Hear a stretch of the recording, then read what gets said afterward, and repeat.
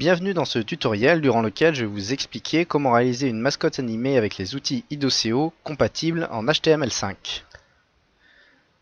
Voici tout d'abord une présentation de la mascotte que nous allons réaliser. Il y a donc les yeux qui bougent et la bouche. Ici la bouche est assez fluide puisqu'elle a été réalisée avec une interpolation de forme. Mais en HTML5 on va travailler avec des images clés. J'ai donc volontairement réduit leur nombre, ce qui donnera une animation un peu plus saccadée, mais qui évitera d'avoir un trop grand nombre d'images clés, ce qui alourdirait le fichier et également éventuellement pourrait ralentir l'ordinateur. Je vais donc vous présenter les différents éléments qui vont nous permettre de recomposer la mascotte dans le logiciel. Tout d'abord le corps, qui va être statique, les yeux, avec les différentes images qui composent l'animation, regroupées au sein d'une seule image, de manière à gagner du poids, du temps de chargement, et à éviter également certains bugs. C'est une technique qu'on utilise régulièrement dans les jeux vidéo.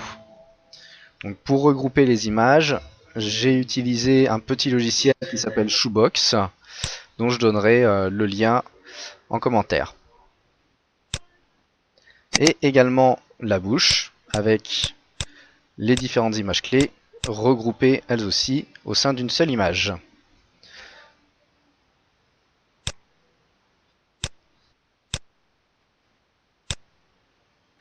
J'ai donc commencé par créer un parcours avec la ligne standard hybride d'Idoceo et une page dans laquelle nous allons intégrer la mascotte.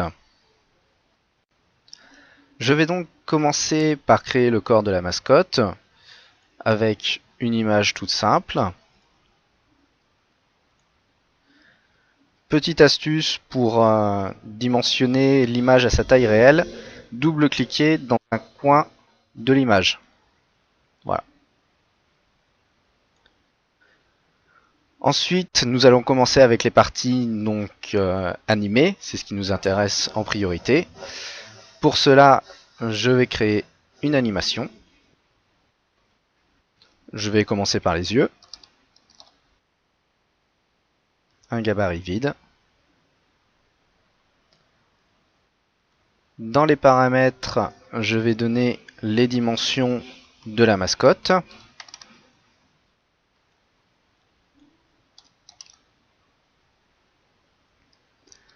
L'animation sera en boucle. Et ensuite, vous pouvez éventuellement choisir de mettre une barre de chargement ou non. A priori, on ne souhaite pas voir de barre de chargement apparaître sur la mascotte. Je retourne dans mon scénario et ma première scène. Je vais chercher la mascotte avec donc la feuille pour les yeux. Voilà. Nous avons donc notre image avec toutes les étapes de l'animation. Et au fur et à mesure des scènes, nous allons la déplacer pour retrouver l'animation. Donc première scène, on va laisser 2 secondes, c'est très bien. Je la duplique. Je rends autonome l'image, puisque si je ne le faisais pas, ça déplacerait à chaque fois sur toutes les scènes. Et je déplace l'image sur la gauche.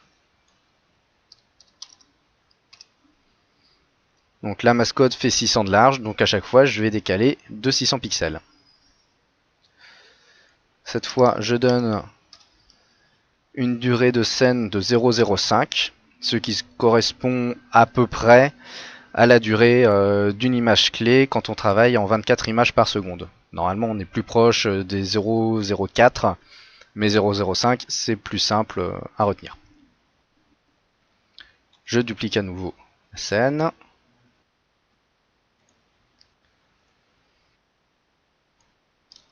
Je redécale. Je duplique à nouveau. Je rends autonome.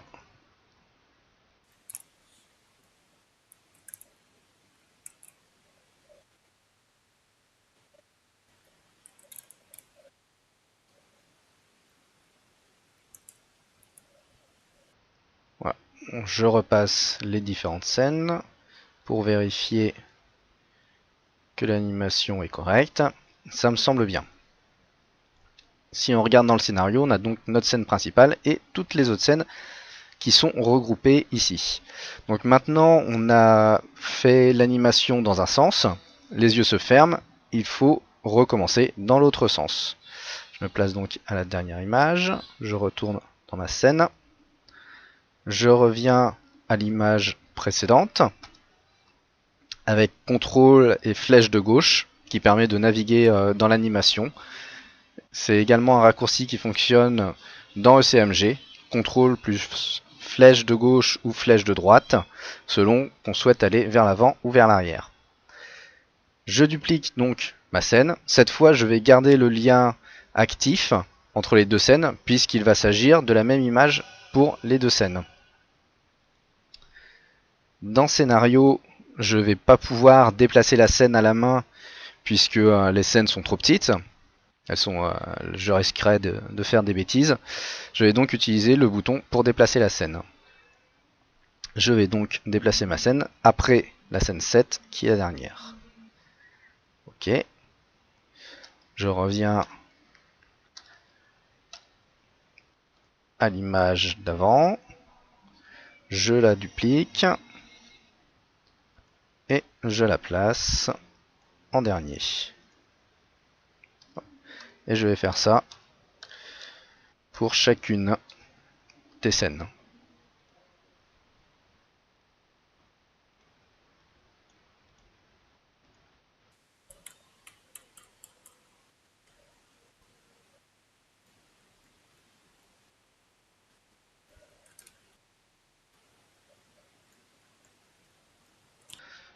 Je vérifie que je n'ai pas dupliqué deux fois une même scène, ce qui semble être le cas, comme on peut le voir dans l'aperçu en bas à droite. Ici, on a la scène 9 qui semble identique à la scène 10.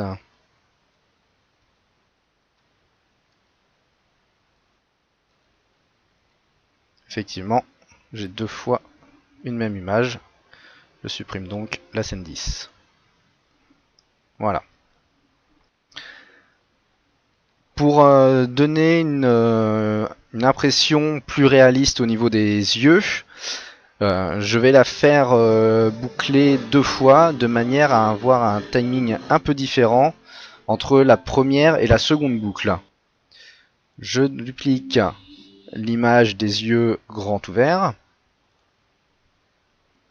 Je la place à la fin. Et donc ici, je vais donner un timing de 3 secondes. On aura donc une première boucle qui se lancera après un timing de 2 secondes et une deuxième après 3 secondes. Donc pour pouvoir dupliquer facilement toutes les scènes de mon animation, je vais les grouper et ensuite dupliquer le groupe. Donc le bouton grouper les scènes, de la scène 2 à la scène 10. Je vais l'appeler boucle. Voilà. Ici, on retrouve le groupe que je duplique et qui vient se placer à la fin. Je me place sur la première scène et je teste pour vérifier que tout se passe bien.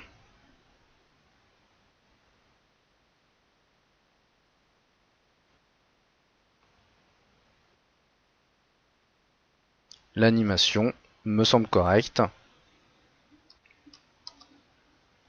Je peux donc enregistrer et retourner dans l'UA. Nous voici donc dans ECMG. Je double-clique pour avoir mon animation à sa taille normale. Et je vais l'aligner avec la mascotte. De cette manière, je suis sûr que mes yeux sont à la bonne taille et sont bien placés par rapport au reste du corps. J'aurais pu faire une animation des yeux qui soit de la taille exacte des yeux, Mais pour pouvoir aligner avec la mascotte, ça aurait été plus aléatoire. Et si jamais je devais changer la taille de la mascotte, ça aurait été compliqué pour avoir le même ratio entre les deux images. À présent, je vais donc recommencer pour l'animation de la bouche.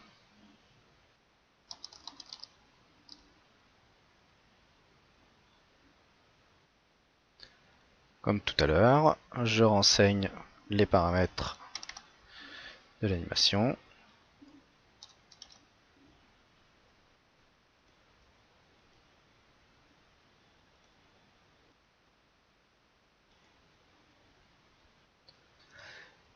Et je vais chercher l'image de la bouche.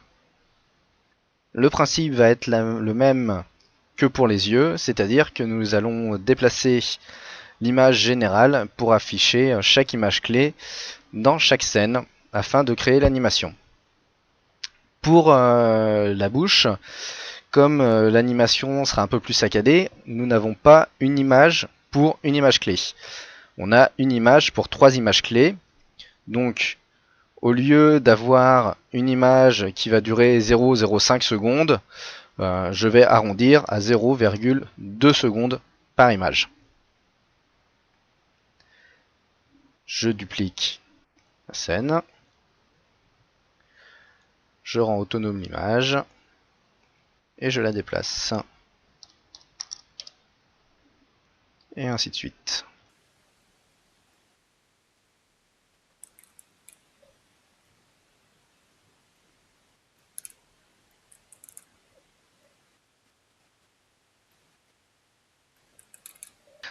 Voilà, pour cette animation, nous n'avons que 5 images clés.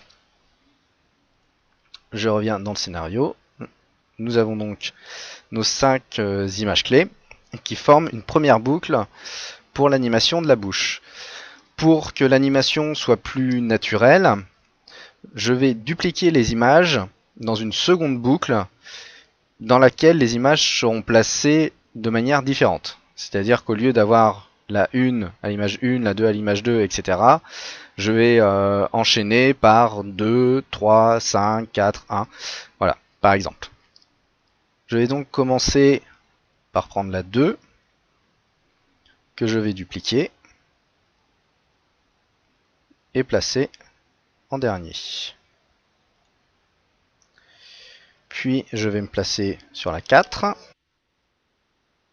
que je vais dupliquer,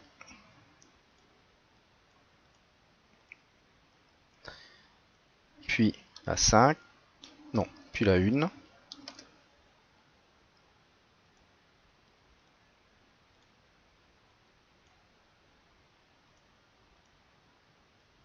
puis la 5,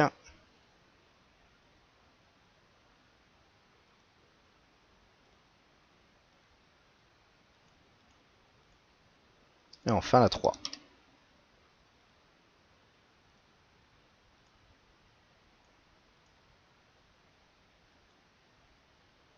Je me place sur la première image afin de tester.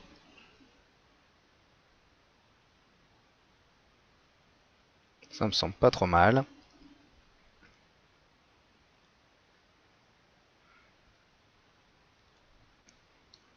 J'enregistre.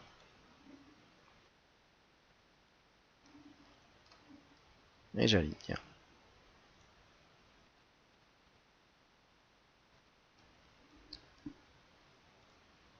Je vais maintenant redimensionner la mascotte afin qu'elle tienne dans la scène. Voilà. Je teste pour voir toutes les animations une fois recomposées. Nous avons donc notre mascotte qui est animée. Je vais l'enregistrer et sauvegarder en ligne afin de pouvoir faire le test en HTML5 puisque le test sur notre poste est un test en Flash.